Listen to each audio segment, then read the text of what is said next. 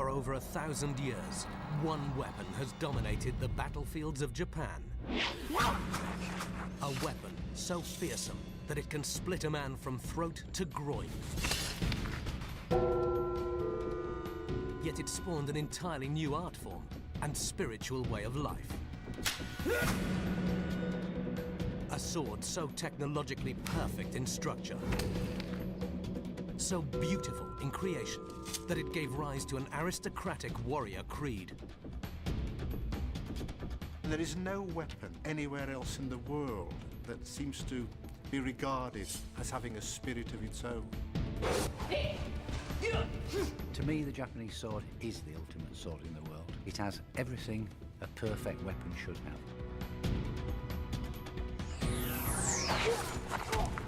Now, intimate access to the foundries, swordsmiths, and fighting schools can reveal what makes the so-called perfect sword.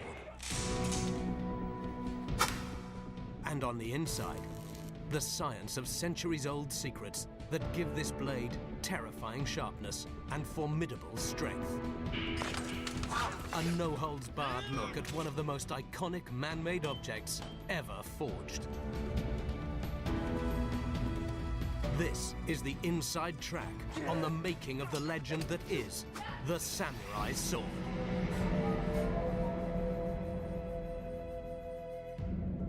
The birth of the samurai sword dates back to before the 10th century, when elite Japanese warriors served feudal warlords. Called samurai, which means those who serve, they rose in power and prestige. Only certain men, selected from the aristocracy, became samurai. It meant a lifetime of training and discipline that would set them apart from the rest of society. To be a samurai meant honor, pride, the feeling of being an elite.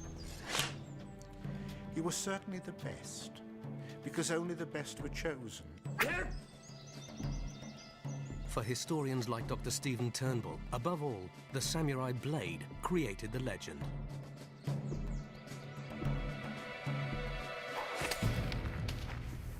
Allegedly strong enough to slice a body in two, but also precise enough to cut a single human hair. And designed to cut from the moment of release from its sheath, it inspired a whole new way of fighting. For many, the katana sword developed in the 16th century has the perfect combination of balance, artistic beauty, plus a sharpness in its cutting edge.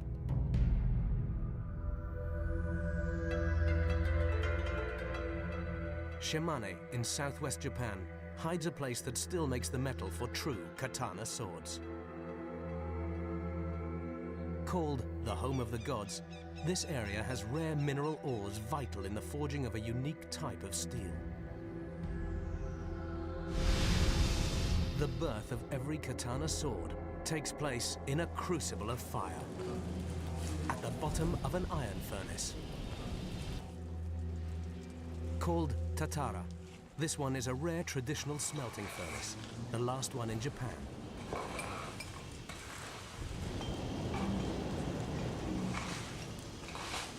The secrets of this age-old craft fascinate modern metallurgists like David Starley. The traditional Japanese smelting furnace is what's known as the Tatara. It's about 3 meters long by about 1 meter wide and 1 to 2 meters in height, with a row of air inlets or tuyeres along one side. Kihara Akira is one of the last remaining traditional Tatara masters in the world. He won't sleep for 3 days and 3 nights as he watches the furnace work on the dark materials for the world's sharpest swords.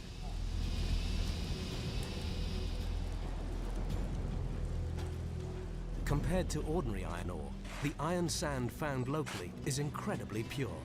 It contains far less impurities like sulfur and phosphorus, which make iron and steel brittle. The magic starts when the carbon in the charcoal combines with the iron sand to form a unique type of steel.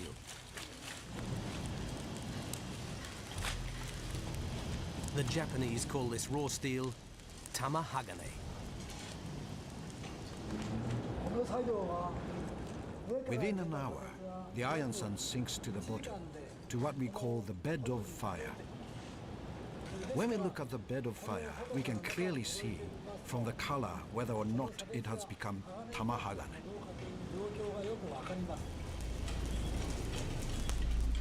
Partly because it never gets completely molten, this raw steel retains chemical and physical properties essential to the katana sword. First, at the atomic level, a small amount of carbon is retained. Just enough to give the legendary sword its first must-have quality. The carbon provides inbuilt shock absorption to withstand huge punishment when fending off blows.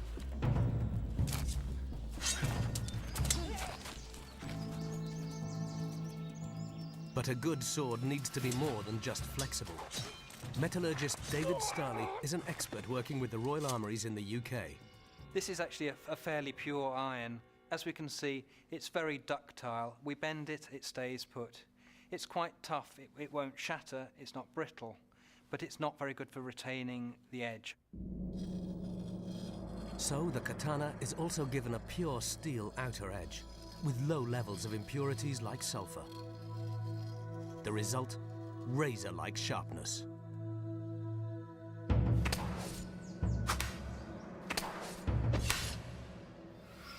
The unique arrangement of iron and carbon in the katana sword gives hardness plus flexibility. And in the hands of a trained samurai, a power that seems to transcend its size and weight. Japanese swordmakers perfected this art hundreds of years ago. Heating to over 1,000 degrees centigrade combines hard steel and soft iron into a bimetallic blade. Very interestingly, this hacksaw blade is labelled as being bimetallic, and this has the same features that you would find in a 1,000-year-old Japanese sword blade. By the end of the second day, the furnace has already eaten up 2/3 of 26 tons or so of charcoal and iron sand. The furnace is like a human being. We can think of the iron and coal as food. We feed her, she digests it, so that she will bear good tamahagane. For a man in his 70s, Kihara maintains an incredible passion for a tough job. Slowly, the hot iron eats away the walls of the furnace. Beneath it lies a chamber 3 meters deep. Any moisture seeping in from the ground would lower the temperature, ruining the precious steel. They would have to start all over again. Layers of ash and charcoal raise the furnace above ground, and 2 ventilation channels flank either side. At temperatures of over 1,000 degrees, any impurities sink to the bottom of the chamber, leaving behind the pure steel.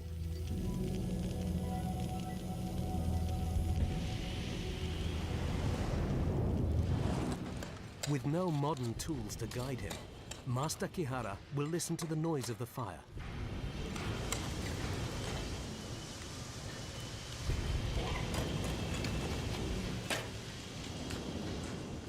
Their little shrine is devoted to a sacred deity the smelters believe helps keep them safe.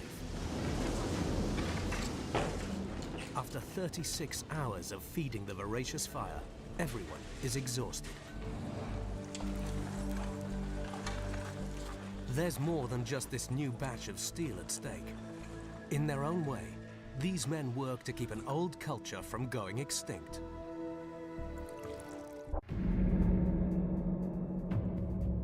On the morning of the 4th day, he decides it's time to break up the furnace.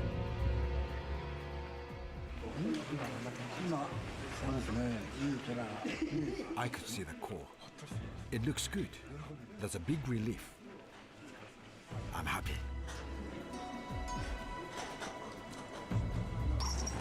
But no one can afford to relax yet. Until they get the steel out, there's no way of knowing if it's samurai sword grade or only good enough for knives and forks.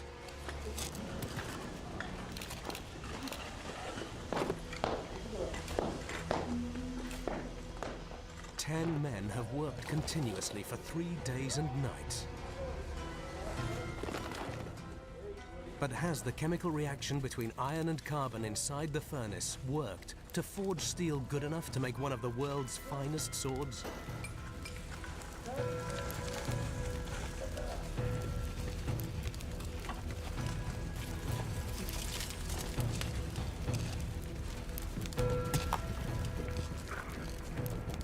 It's a tense time as the walls of the furnace come down, leaving behind a blistering mass that looks like molten lava.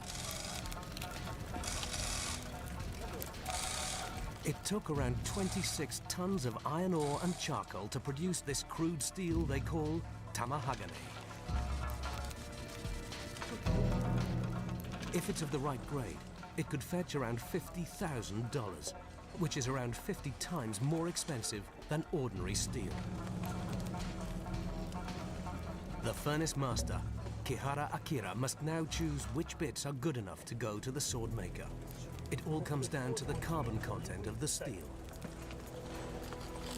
Too little carbon, and the finished sword could be soft. Too much, and it could end up brittle. The areas along the sides of the block where sufficient oxidation has occurred offer the best prospects.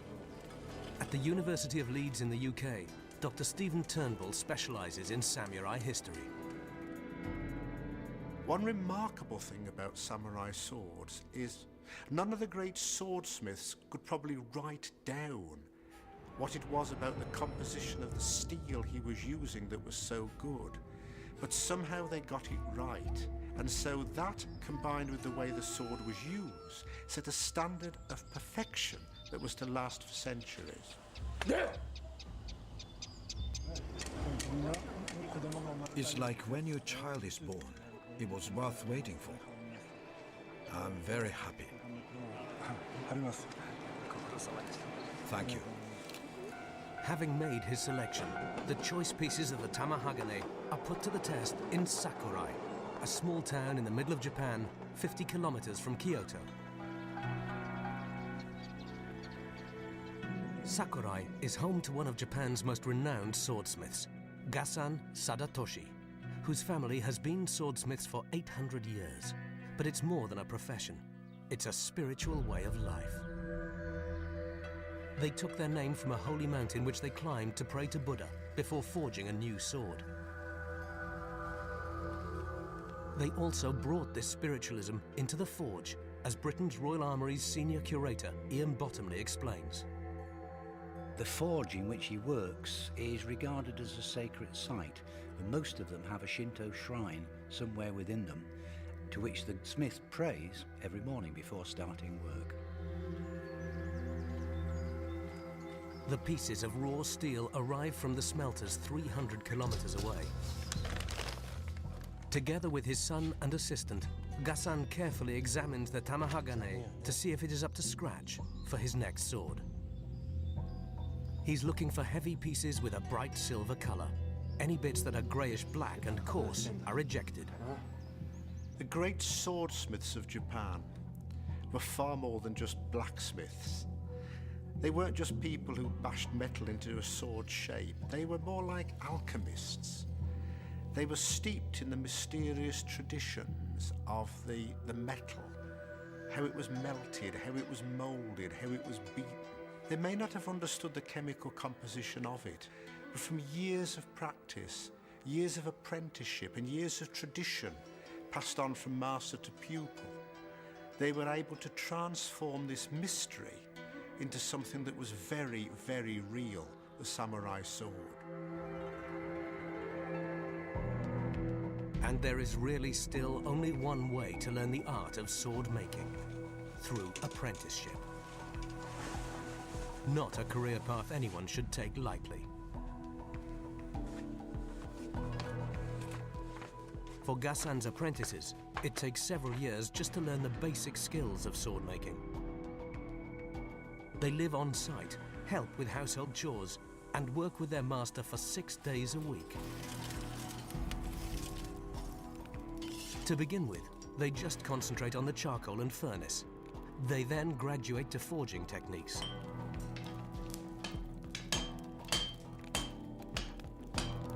But after a few years, they get to start on their own swords. But for the lucky few that do qualify, it will take at least another 5 years before they can call themselves a master swordsmith.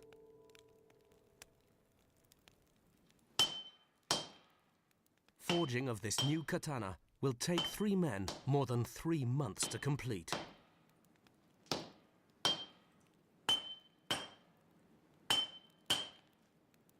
Heat from the forge and constant hammering flatten the pieces into the building blocks of the new weapon under Gassan's watchful and highly trained eye. I can see the amount of carbonization on the edges of these little pieces. This is very important when choosing the right pieces for the proper steel. The selected pieces then get wrapped in paper and a light covering of clay and ash to prevent oxidation.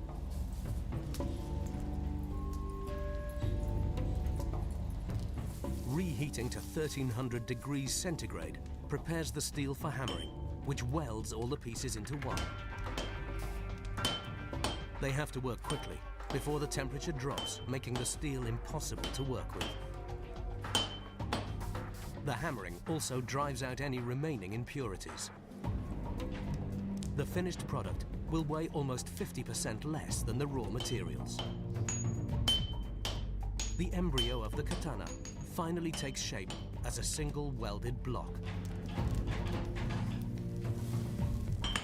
But not until it is repeatedly folded and beaten to spread the carbon content more evenly will the metal for the sword really start to come into its own. What this process of folding really involves is mixing the iron and steel so that the block is uniform, more or less throughout its whole structure. All done by hand, the process is impressively accurate. The carbon content ends up at a more or less uniform 0.7% throughout the block. Gassan gauges the concentration of carbon by the color of the steel.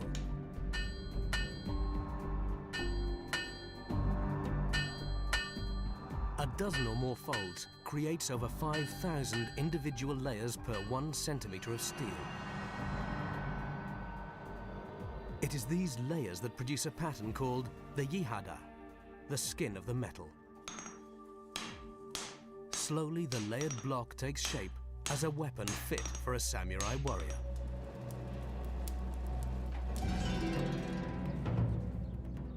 In the right hands, the genius of the swordsmith is deadly.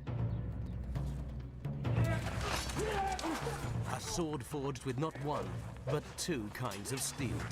Hard and ultra-sharp on its cutting edge, but with a softer, flexible core. Professor Inouye of the Fukuyama University explains this logic. If you forge a sword from very hard steel, you make it sharp, but it'll easily chip and even break. However, if you use soft steel, your sword may not break, but it won't get very sharp. Japanese swordsmiths understood this contradiction. The triumph of the Japanese sword maker is to combine iron and steel together. Hard material on the edge, more ductile material on the back of the blade. Toughness and hardness. 2 distinct qualities that make the katana among the sharpest and most resilient swords ever made. The blending of the 2 metals is the next stage in the process. The hard cutting edge, high in carbon, is made from steel which is wrapped around the lower carbon content, more ductile iron that forms the heart of the blade.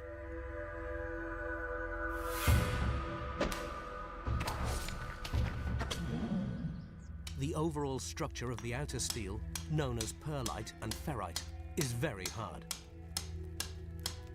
But the Japanese swordsmiths take their swords 1 step further. The secret of their skill lies in working on the microstructure of the metal. Down the microscope, what we see is a mixture of the different components. In the interior or towards the back of the blade, we may have pure iron, such as this sample here, and we can see plain white grains of what we call ferrite. What we need, though, for the cutting edge of the blade is something that's harder than just steel. This is a structure known as martensite, and its appearance has been likened to seeing straw on snow. It's very hard material altogether, and it's ideal for the cutting edge of an object. Never intended as a stabbing weapon, the katana's edge was all important. This led to some unique methods to test a blade for sharpness, particularly during peace times, when if you were a criminal, you might end up as a human guinea pig. その上宗兵衛もろとも殺めた挙句金品強奪いたし候死罪申しつくべく候よって九段のごとし Depending on the severity of your crime, you might lose an arm, a leg, or worse. Carefully inscribed on some swords, you can still find records such as the name of the tester, the date, or the number of corpses cut with a single stroke.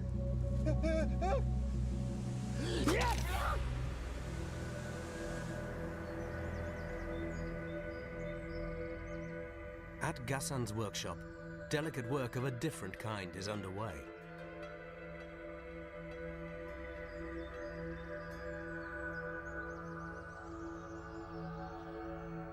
A secret mixture of clay and charcoal powder pasted over the surface will insulate and protect parts of the blade during the hardening process. This insulation line, an art form in itself, is known as the hamon. The clay is mixed with charcoal. I use it to bring out the line we call hamon. The creation of this line doesn't just show the skill of the swordsmith. It's also an expression of his creativity, and it gives every sword a unique character. Where the softer steel core meets the hard edge of the blade, a clear line is visible. Metallurgically, what this is it's a microstructural phase between the martensite and the pearlite that contains elements of both. And when the sword blade is polished, this can be seen as an area that doesn't take on a proper mirror finish. Gassan darkens the forge so that he can judge by the color of the metal exactly when the sword edge has reached 800 degrees.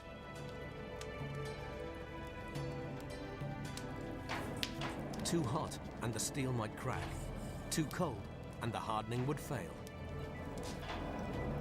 Gassan is ready to pull the sword at a moment's notice. Only when the color of the blade turns to the red of the rising sun is the katana ready to receive its soul. When the blade's then heated to red heat, it's quenched into water, and those parts only covered by a thin layer of clay cool very rapidly and become very, very hard. During the hardening process, the katana slowly comes to life.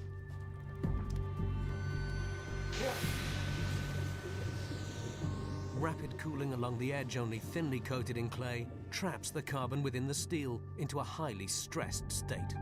This forms the sword's cutting edge. The main body of the sword, covered with thicker clay, cools down more slowly and keeps its more ductile quality. These structural changes during the cooling process bend the sword into its iconic shape. Gassan now starts on one of the last stages of creating his sword, the rough polishing. He determined the size and outlines of the blade when he first designed this sword. He now sets to work grinding the contours and begins to bring the edge to its razor sharpness. The sword will eventually go for final polishing to a master polisher, but at this stage, Gassan can see if it has any defects. He would not want to pass anything but a perfect blade to a fellow craftsman. Today, Tokyo is the world's largest metropolis. It is also one of the most technologically advanced cities in the world. And the location of the final stage of a 1,000-year-old craft of sword making. Master Honami is a 14th generation sword polisher, one of the most revered and respected in the world. He will undertake the third and final stage in the sword-making process. The polishing process was the job of a specialist, particularly in later centuries, and his task was to sharpen the sword, to give it its final shape, and also to reveal all the structures that were built into the sword during the forging and hardening process. Every individual katana sword requires different kinds of special polishing stones. To select these, Master Honami draws on his encyclopedic knowledge of every swordsmith school in Japan. In the 14th century, there were 5 swordsmith schools. Incredibly, there are still 5 today. Good stones are rare and can cost thousands of dollars.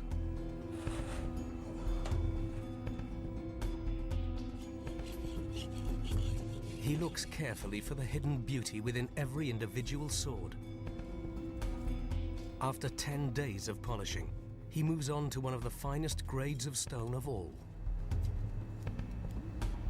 The Yizuya stone is cut small, sometimes no bigger than a grain of rice. Although he keeps the blade's edge turned away from his body, it takes extreme concentration to rub these grains against some of the sharpest steel in the world. Katanas are very sharp.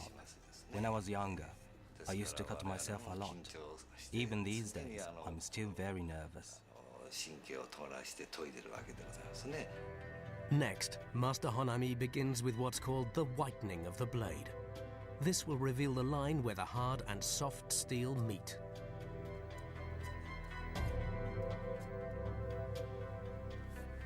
Hour by hour, the polisher exposes the inner beauty of the metal.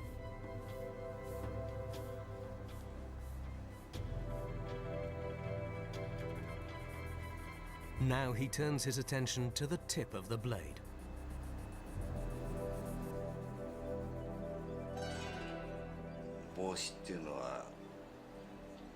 We say that making the tip is like applying makeup on your face, because the tip of the sword is what you show to the world.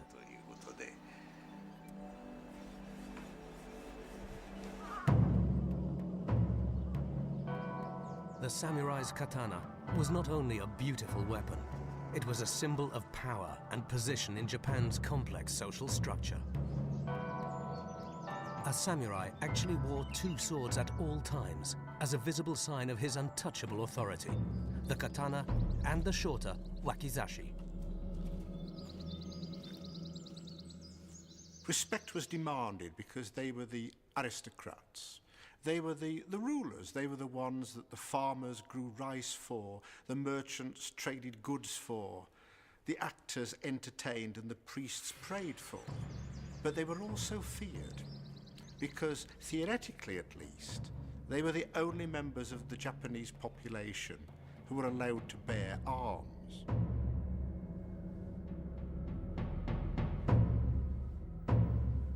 The samurai and his katana were inseparable. Only death would part him from it. It was his soul. During the 17th century, a book was published called Hagakure, which is the classic text of what it meant to be a samurai and how one was expected to behave. It contains the chilling phrase, "The way of the samurai is found in death." And in a sense, this sums up the whole of the samurai ethos. That the samurai's life was a preparation for death.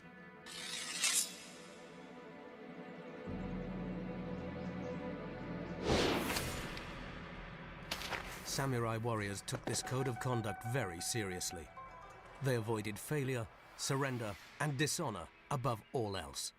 Death was far preferable.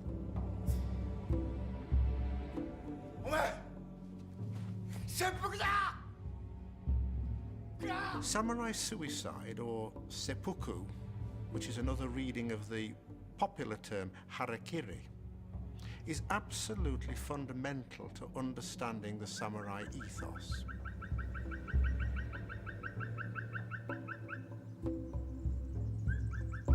The ultimate crime for a samurai was disobedience. He paid for his crime with his own hand.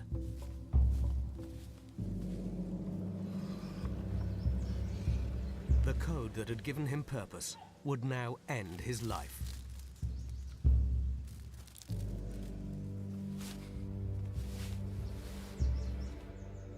If the samurai had served his master well, he could ask a loyal companion to assist him in his death by chopping his head off at the point of extreme pain.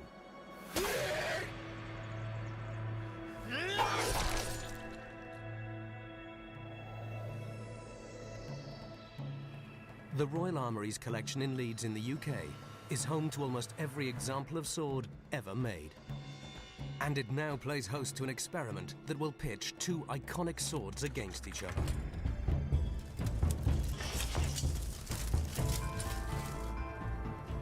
The curved samurai sword from Japan versus the straight European broadsword. The broadsword was an ideal cutting weapon, the katana ideal for slashing. So which one is best? With the abandonment of the feudal system, testing swords on corpses was obviously out of the question. And as a result, substitutes to human bodies were found, and what we're doing today is testing it on bundles of straw. Straw is a good approximation for the density of human bone. Our samurai contender goes first and easily slices through.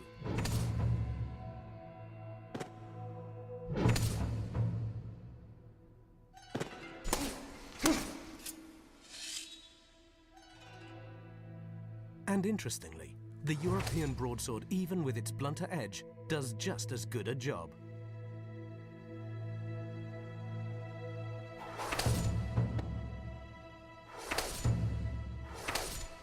But European-style swords never caught on in a big way in Japan.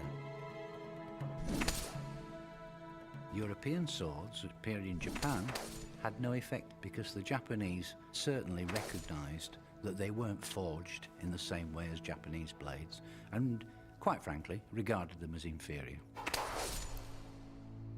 Similar cutting performance, but very different fighting techniques. The broadsword relies on brute strength, and the samurai on speed and fighting finesse. But by the 16th century, a new weapon appeared that challenged both sword and warrior, and would change the face of warfare forever.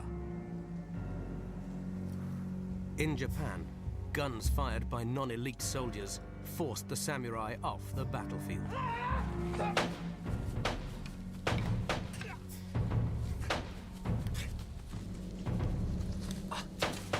But it wouldn't be the end of the way of the warrior. Long after the demise of the samurai class, the spirit of Bushido, the way of the warrior, survives in modern Japan.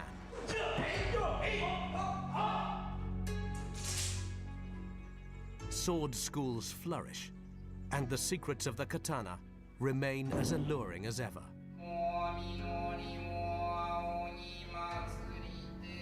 80-year-old Otake Sensei is one of the world's finest martial arts experts and has attained the highest ranking grade in the art of samurai fighting. But before he passes on his 30 years of knowledge, all his pupils must swear an oath of blood never to reveal any of the secrets of the martial arts. More importantly, they swear always to conduct themselves in the true spirit of the samurai code.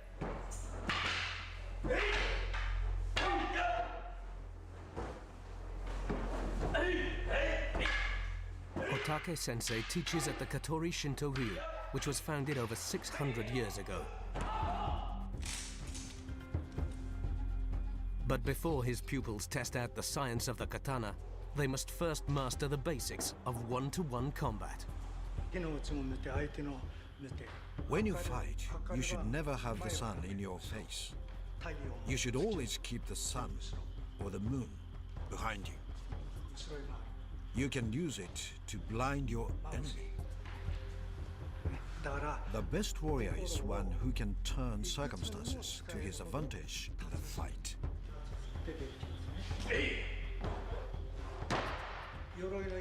Just here, the armor is weak, so it's a good target. Okay, take your position.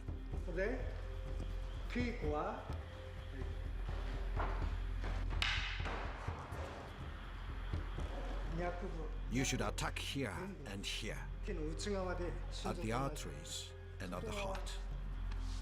If you cut from the other side, you won't reach them. So attack here, or attack the neck. Of course, you can just step aside.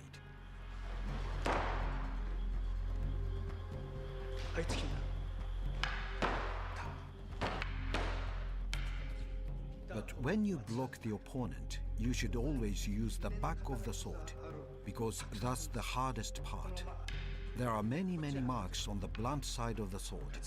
This is caused by constant use to block the opponent's blow. So you should use the back of the sword to attack, like this. Only if you practice again and again will your body remember.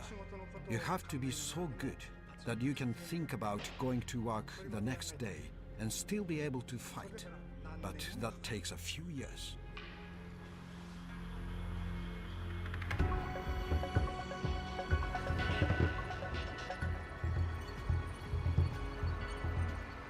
By day, Midori Tanaka is a receptionist for an electronics company. Her ancestors were samurai. By night, when her workday is finished, she boards a train with her sword. Midori's father, Fumon Tanaka, is a Grand Master Swordsman from Osaka who has devoted his whole life to studying and practicing the fighting arts of the samurai.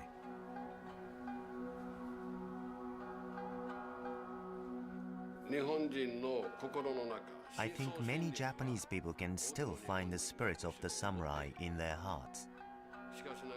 We have started to judge everything with money, or if you own a big house or drive a nice car. But the spirit of the warrior was different. Honor was more important. To give your best at all times was important. This is the spirit of Bushido that we should not forget.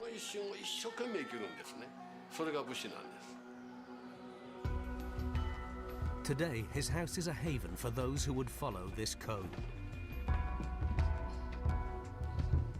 Midori visits 3 times a week to train. For the last 1,000 years, usually only men were trained in these martial arts. Midori started training when she was a small child and hopes one day to replace her father as Grand Master. I think that we live now in a society where women don't have to hide anymore. But I don't feel that I have a special role in this fighting school just because I'm a woman. I want to pass on the knowledge that I received from my masters. And Midori is my only child. I was very happy when she decided to learn the old way of martial arts. If she hadn't gone this way, I'd had to choose somebody else to give my knowledge to.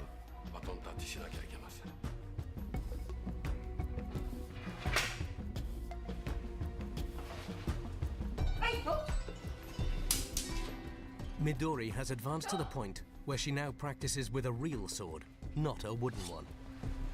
This leaves no margin for error.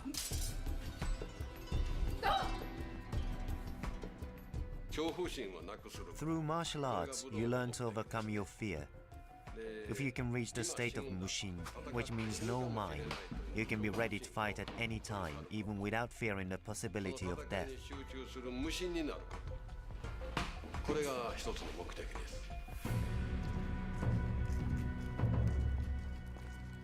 And who best to display this elusive mental state than the master himself? Tanaka prepares to show what the samurai meant by being at one with their swords and showing no fear. And why their lives depended on the quality of the blade.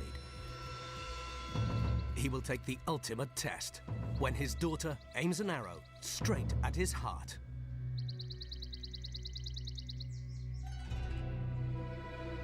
Will his years of dedication and training protect him? Can his sword save him from a speeding arrow? Light, perfectly balanced, and hard enough to cut through armor.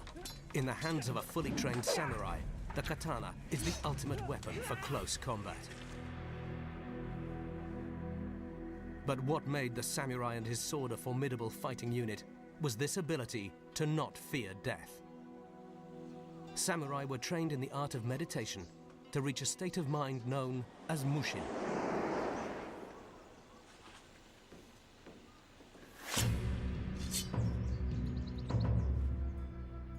Fumon Tanaka now faces his daughter's arrow. In a contest against the bow and the sword, these lethal arrows can penetrate a board over 1 centimeter thick, more than enough to kill a man.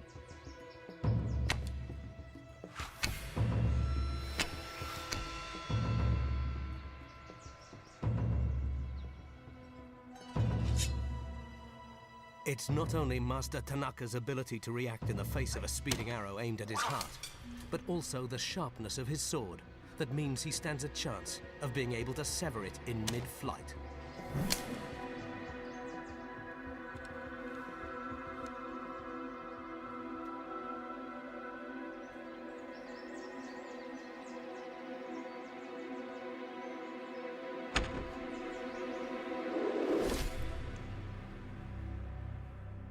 The samurai's katana is proof of man's ability to strive for perfection. It is the culmination of generations of swordsmiths working across hundreds of years in a pursuit for the finest blade in the world. And these swords didn't go unnoticed when American troops occupied Japan during the Second World War. During the war, thousands of Japanese officers had a sword. Even kamikaze pilots died with them by their sides. So great was the demand for these warriors' weapons that the sword went into mass production. They were mostly poor quality imitations, not made in the traditional way, but merely drop forged from cheap steel. Although it's just possible that some true katana swords made it across enemy lines. When the war ended, a large number of Japanese swords were surrendered or confiscated from Japanese prisoners or from the dead on battlefields. And just as the Japanese were very loath to part with them, so American GIs were very eager to acquire them. But among the hundreds of ordinary swords that were taken back to the States as souvenirs, there were a certain number of national treasures. Ones made, if you like, of imperial quality. And who knows how many of these treasures actually lie in American homes that were taken back without the owner knowing what a prized possession he'd acquired.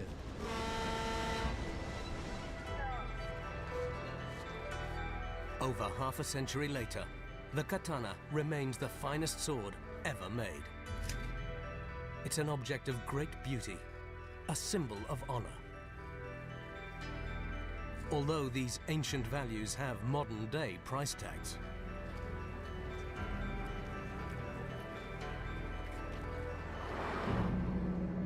The Tuken Shibata Gallery in Tokyo proudly displays its samurai swords.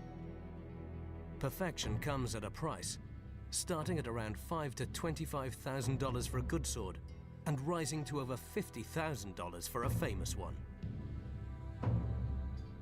Even if you can afford one, gallery owner Mr. Shibata doesn't sell to just anybody. Maybe I'm old-fashioned, but the sword is still the soul of the samurai. I don't sell them to just anyone. It's important for me to get an understanding of the client. to feel like I can trust them. でご信頼できるところでお買いになったらいいと思いますね。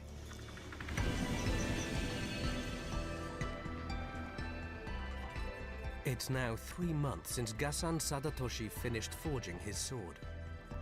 Master Honami the polisher is also done. It's the moment of truth. Time to inspect the results of half a year's work involving 15 men. A sword that I spent so much time on, to see it finished, with all its characteristics brought fully to light, it leaves me speechless. Made in the 21st century by strictly traditional methods, this katana sword is the embodiment of centuries of knowledge. In one perfect blade, it combines the resilient soft qualities of iron with a hard razor-sharp finish of steel. The polish, both exquisite and lethal, for many, it's the hand weapon of choice. To me, the Japanese sword is the most effective sword in the world. In my opinion, the Japanese samurai sword is the finest sword ever made. Even today, the samurai and his way of life continue to inspire new generations. 1,000 years of discipline, unswerving devotion, and peerless skill are values that Japan still holds high. And the legend of the katana sword lives on.